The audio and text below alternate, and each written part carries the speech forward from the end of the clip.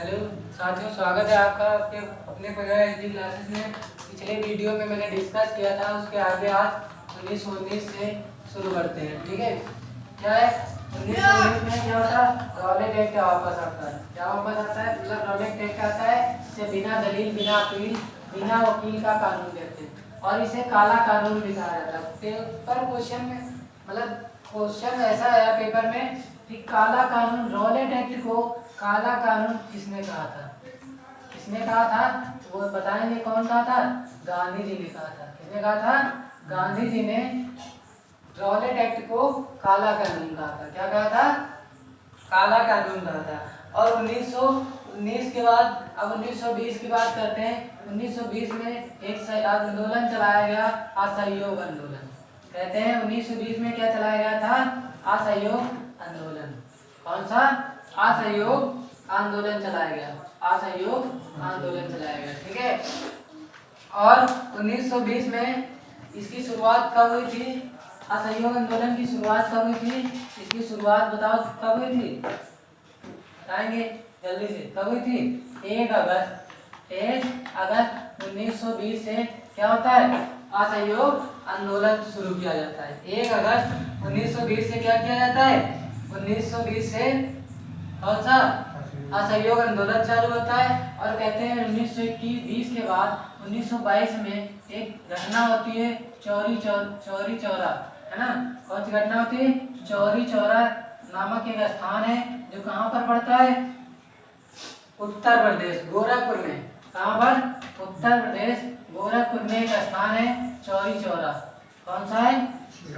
चौरी चौरा। कहा जाता है जो गांधी जी के साथ मतलब असहयोग आंदोलन में जो पार्टिसिपेटर थे, उन्होंने क्या किया था?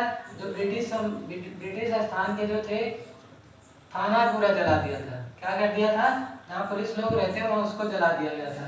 1922 में चौरी चौरा घटना होती है। कौन सी होती है? चौरी चौरा घटना होती है। ठीक है, अब ये इधर एग्जैक्ट तिथि की बात कर लें तो 5 फरवरी को, 5 फरवरी 1922 में क्या होता है? चौरी चौरा घटना होती है। क्या होती है? चौरी चौरा घटना होती है, जिसमें क्या किया जाता है? थाने को जला दिया जाता है। ठीक है, और फिर क्या होता है?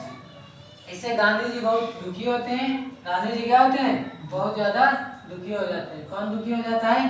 गांधी जी बहुत ज्यादा दुखी हो जाते हैं और फिर क्या कर देते हैं? असहयोग आंदोलन को बंद कर देते हैं।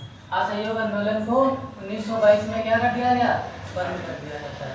ठीक है, असहयोग आंदोलन को क्या कर दिया जाता है? बंद कर दिया जाता है।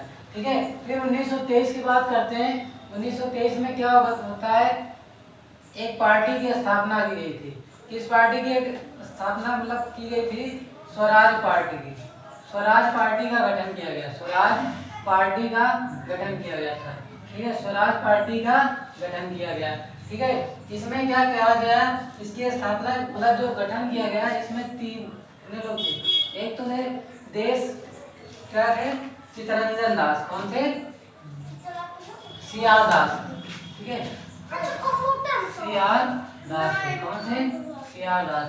एक बार पेपर में पूछा गया सीआर दास का फुल फॉर्म क्या है। ठीक है, सीआर दास का फुल फॉर्म क्या है? तो फुल फॉर्म की अगर बात करेंगे, चित्तरंजन दास। कौन था? चित्तरंजन दास। ठीक है, और दूसरे कौन थे? मोतीलाल नेहरू। कौन थे?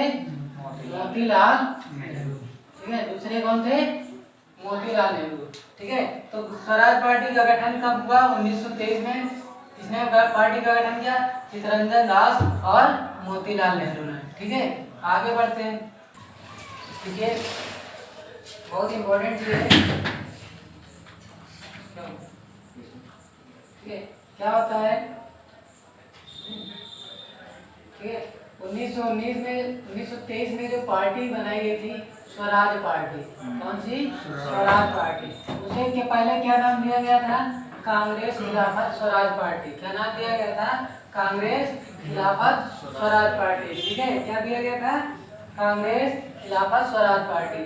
और अगली बात आती है कि 1928 में साइमन कमीशन भारत आया। कौन?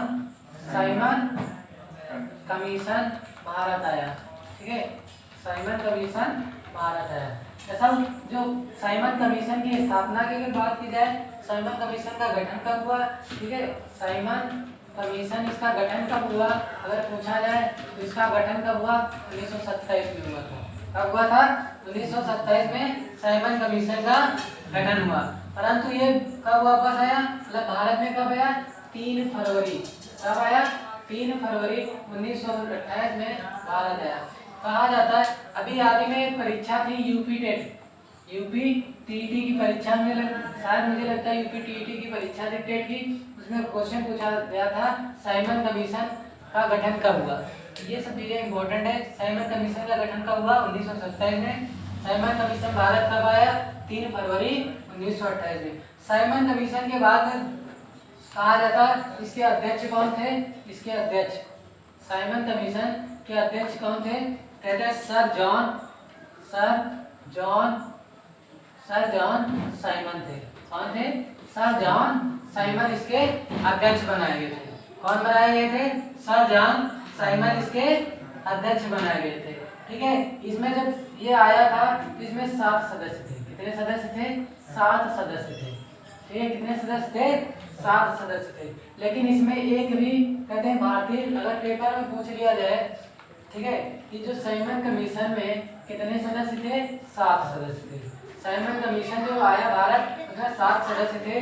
लेकिन 7 सदस्य में अगर पूछ लिया जाए बताओ जल्दी से कितने मेंबर थे भारतीय कितने थे। ये तो भारतीय नहीं थे ये सब विदेशी थे। कहाँ थे सब ब्रिटिश के थे।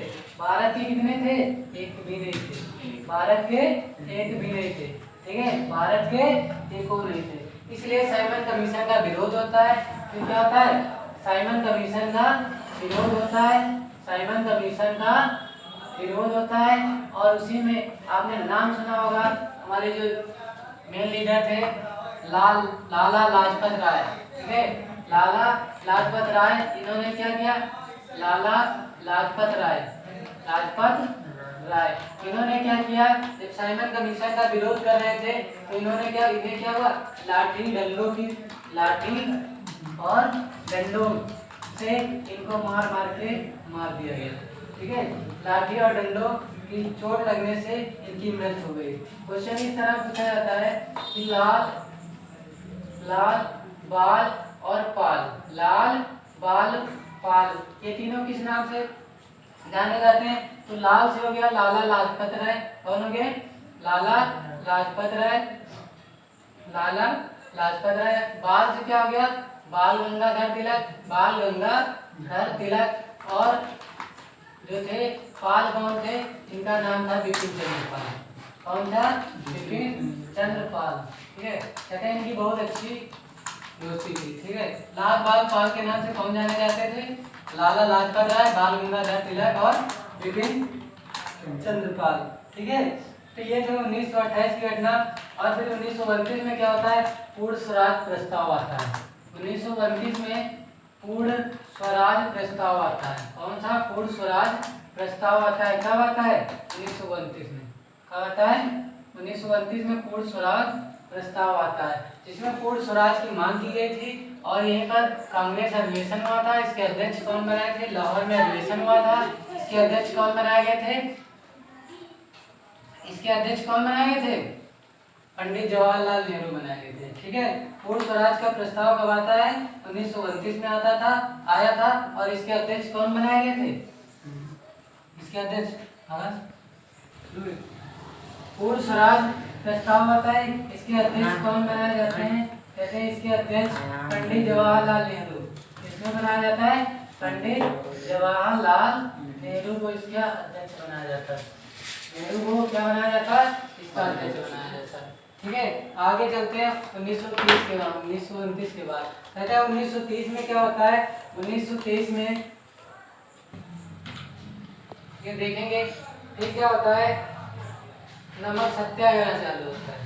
क्या होता है नमक सत्याग्रह एवं सविनय अवज्ञा आंदोलन चलाया जाता है। क्या चलाया जाता है एवं सविनय अवज्ञा आंदोलन चलाया जाता है। क्या चलाया जाता है सविनय अवज्ञा आंदोलन।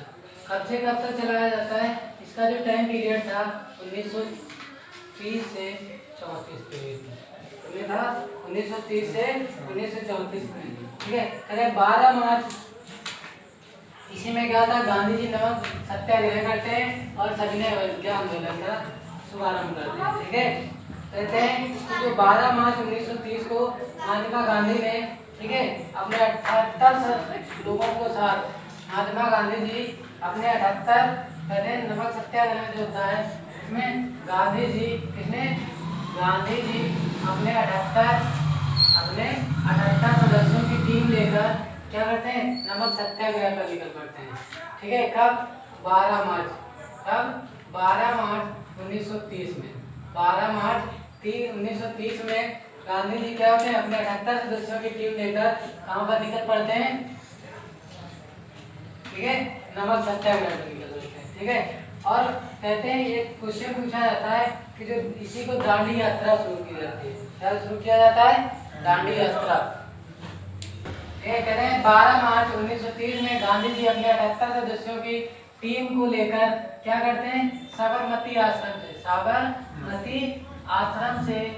साबरमती आश्रम से क्या करते हैं, प्रस्थान करते हैं, वहां से निकलते हैं और कहते हैं 12 मार्च 1930 को गांधी जी अपने 78 सदस्यों की टीम लेकर साबरमती आश्रम से निकलते हैं और 6 अप्रैल, कब, 6 अप्रैल 1930 को दांडी पहुंचते हैं। कहाँ पहुंचते हैं, दांडी पहुंचते हैं। ठीक है, कहते हैं इसमें क्या होता है, कहते हैं 240 किलोमीटर की दूरी तय की जाती है, 240 किलोमीटर की, और प्रत्येक दिन यहाँ से देखो 12 से 6 24 दिन चलती है। कितने दिन चलती है, 24 दिन चलती है। और कहते हैं प्रत्येक दिन 10 किलोमीटर चलना होता है, कितने दिन, 10 किलोमीटर, और 24 किलोमीटर की यात्रा, 240 किलोमीटर की यात्रा करते हैं, जिसे क्या कहा जाता है, जिसे दांडी यात्रा भी कहा जाता है। क्या कहा जाता है, दांडी यात्रा भी कहा जाता है। ये सबसे ज्यादा इम्पोर्टेंट क्वेश्चन है कि दांडी यात्रा क्वेश्चन कैसे पूछा जाता है कि दांडी यात्रा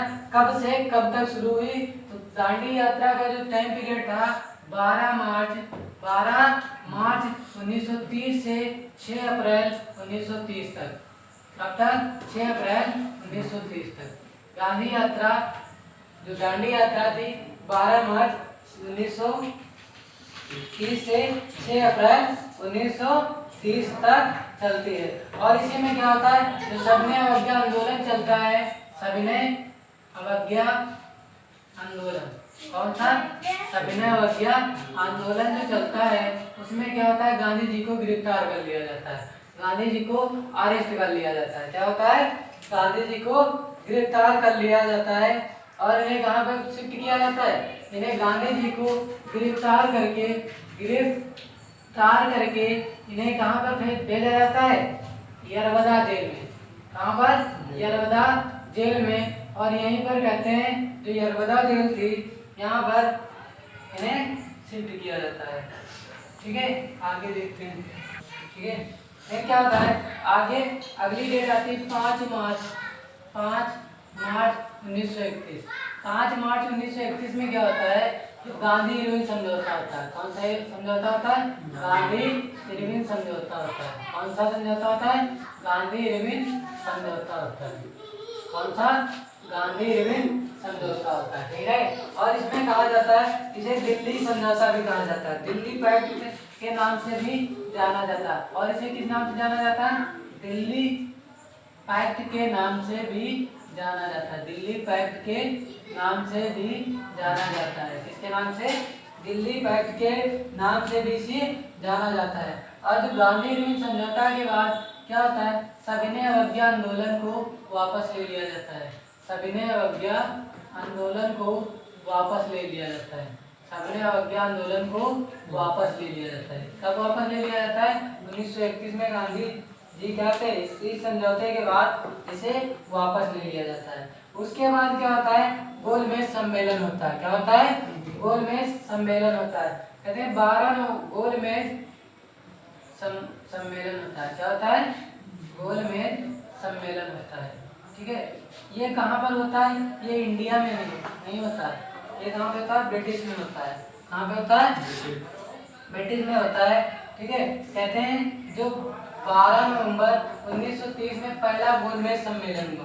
कब हुआ, 12 नवंबर, कब हुआ, 12 नवंबर 1930 1930 में पहला गोलमेज सम्मेलन हुआ। कब हुआ? कहाँ पर हुआ? पहला जो गोलमेज सम्मेलन था वो कहाँ पर हुआ था? लंदन में हुआ था। कहाँ पर हुआ? लंदन में। ठीक है। और भारत की ओर से जो गांधी जी, भारत की ओर से गांधी जी, ठीक है, एकमात्र कांग्रेस अधिवेशन के अध्यक्ष 1930 में ही गांधी जी क्या बनाए जाते हैं? कांग्रेस के अध्यक्ष बनते हैं। किसके अध्यक्ष बनते हैं? कांग्रेस के अध्यक्ष बनते हैं। ठीक है। कांग्रेस अधिवेशन के मतलब अध्यक्ष कौन बनते हैं? गांधी जी। कब बनते हैं? 1930 में। एकमात्र बार जो है, मात्र एक बार गांधी जी क्या होते हैं? कांग्रेस अधिवेशन के अध्यक्ष बनते हैं।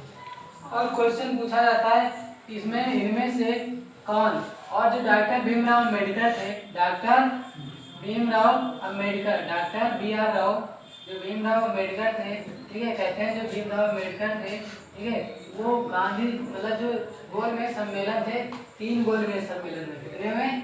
3। गांधी जी जो डॉक्टर भीमराव अम्बेडकर थे वो एक ऐसे मात्र व्यक्ति थे जिन्होंने तीनों गोलमेज सम्मेलन में भाग लिया। इसमें भाग लिया, तीनों गोलमेज सम्मेलन में भाग लिया। ठीक है। तो लंदन से हुए थे तीनों गोलमेज सम्मेलन में गांधी जी, मतलब कौन किसने भाग लिया था? हाँ, डॉक्टर भीमराव अम्बेडकर। जो द्वितीय कहते हैं जो दूसरा गोलमेज सम्मेलन हुआ, दूसरा गोलमेज सम्मेलन, ठीक है, सेकेंड जो गोलमेज सम्मेलन हुआ उसमें क्या हुआ? गांधी जी क्या बना दिए थे? कांग्रेस अधिवेशन के अध्यक्ष बना दिए। ठीक है। अगली बात करते हैं 1932 में एक पैक्ट होता है जिसे पूना पैक्ट कहते हैं। क्या कहते हैं? पूना पैक्ट। पूना पैक्ट में, पूना पैक्ट कब होता है? 1932 में होता है। ठीक है। कब होता है? 1932 में पूना पैक्ट होता है। ठीक है। ठीक है। तो आज की क्लास बस यहीं तक, आगे मिलते हैं नेक्स्ट वीडियो में।